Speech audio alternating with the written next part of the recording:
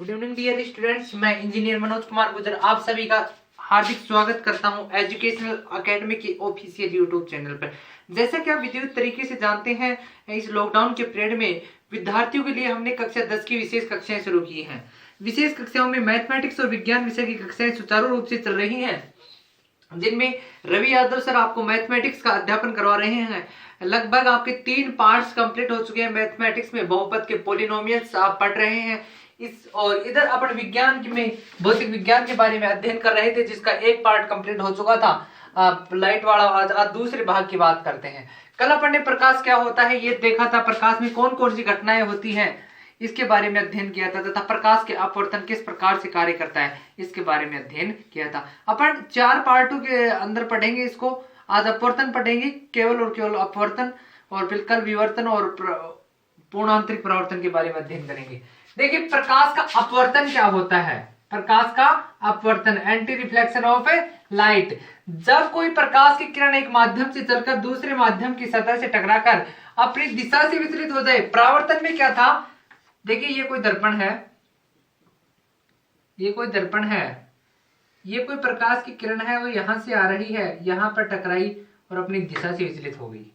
ये क्या था दर्पण, ये सूर्य है, इस सूर्य से प्रकाश की किरण आ रही है, आने वाली किरण को आपतित किरण बोला जाता है। परावर्तन में क्या हुआ था कि जब कोई प्रकाश किरण एक माध्यम से आई, ये माध्यम क्या था, वायु, यहां से होती हुई आई और आने के पश्चात किससे टकराई, दर्पण से टकराई, और वापिस उसी माध्यम क्या कहां पर आ गई थी, वापिस वायु के अंदर आ गई थी। तो उसको तो क्या बोला गया था, परावर्तन बोला गया था। लेकिन यदि प्रकाश की किरण एक माध्यम वायु से होती हुई आई और दर्पण से टकराई और दर्पण से टकराने के पश्चात अपनी दिशा से यदि विचलित हो जाए तो उसे प्रकाश का अपवर्तन बोला जाता है। प्रकाश का अपवर्तन बोला जाता है। प्रकाश के अपवर्तन में क्या होता है कि अपनी दिशा से विचलित हो जाती है किरण, इसे बोला जाता है प्रकाश का अपवर्तन। प्रकाश के अपवर्तन के लिए एक वैज्ञानिक हुए थे जिन्होंने एक नियम दिया था, जिसे स्नेल का नियम बोला जाता है। जिसे क्या बोला जाता है, स्नेल का नियम। स्नेल का नियम, देखिए स्नेल का नियम क्या है। स्नेल का नियम ये बताता है कि आपतन कोण की ज्या, आपतन कोण की ज्या, आपतन कोण की ज्या व अपवर्तन कोण की ज्या, व अपवर्तन कोण की ज्या का अनुपात स्थिरांक होता है, पात स्थिरांक होता है। इसे स्नेल का नियम कहते हैं। मतलब कि ज्या का मतलब यह है कि कोई भी चीज है, जैसे साइन थीटा है, कोस थीटा है, टेन थीटा है, सेक थीटा है, कोसेक थीटा है, इनसे पहले यदि मैं थीटा को हटा दूं, इनसे पहले यदि मैं थीटा को हटा दूं तो एक इंग्लिश वर्ड बच जाएगा, साइन, कोस, टेन, सेक और कोसेक। इनको अपन किस नाम से जानते हैं, ज्या के नाम से जानते हैं। किस नाम से जानते हैं, ज्या के नाम से जानते हैं। तो उन्होंने बताया कि आपतन कोण की ज्या, देखिए म्यू, इस स्थिरांक को म्यू मान लेता हूं मैं, और आपतन कोण को आई, और ज्या क्या है, साइन, आपतन कोण की ज्या, और अपवर्तन कोण, अपवर्तन कोण क्या होता है, आर, और अपवर्तन कोण की ज्या एक अनुपात होता है जिसे स्नेल का नियम बोलते हैं। अर्थात म्यू बराबर sine I upon sine R, mu बराबर sine I upon sine R, ये होता है अपने प्रकाश का अपवर्तन। देखिए प्रकाश के अपवर्तन में कुछ घटनाएं होती हैं, कुछ एग्जांपल्स हैं प्रकाश के अपवर्तन के, उनके बारे में डिस्कशन करते हैं अपन। जैसे पहला एग्जांपल है तारों का टिमटिमाना, तारों का टिमटिमाना।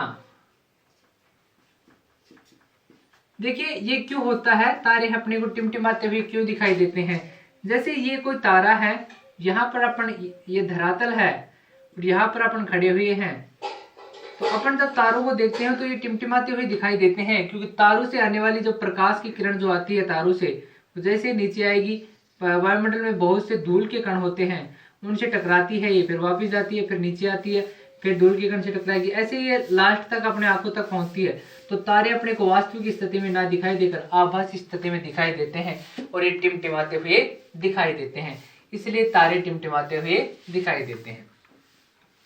दूसरी बात, ये कोई बाल्टी है, यदि बाल्टी के अंदर पानी भर दिया जाए, बाल्टी के अंदर पानी भर दिया जाए और इसके नीचे वाले भाग पर एक सिक्का डाल दिया जाए तो जो सिक्का है वो उभरा हुआ दिखाई देता है, क्योंकि जैसे ये सिक्का है इससे प्रकाश की किरण आएगी, प्रकाश की किरण आने के पश्चात पानी से टकराएगी, फिर पानी में धूल के कण होंगे, फिर नीचे जाएगी, फिर ऊपर आएगी, ऐसे लास्ट तक अपने आंखों तक पहुंचती है, तो ये सिक्का भी उभरा हुआ दिखाई देता है।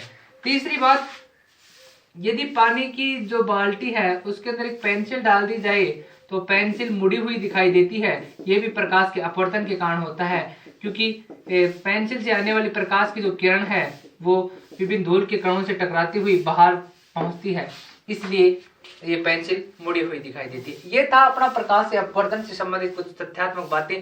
कल अपन डिस्कशन करेंगे प्रकाश का पूर्ण आंतरिक परावर्तन क्या होता है। आप हमारे चैनल को यदि अभी तक भी सब्सक्राइब नहीं किया है एजुकेशनल अकेडमी को, तो आप अवश्य रूप से सब्सक्राइब कीजिए और ज्यादा से ज्यादा स्टूडेंट्स को आप शेयर कीजिए। Thank you.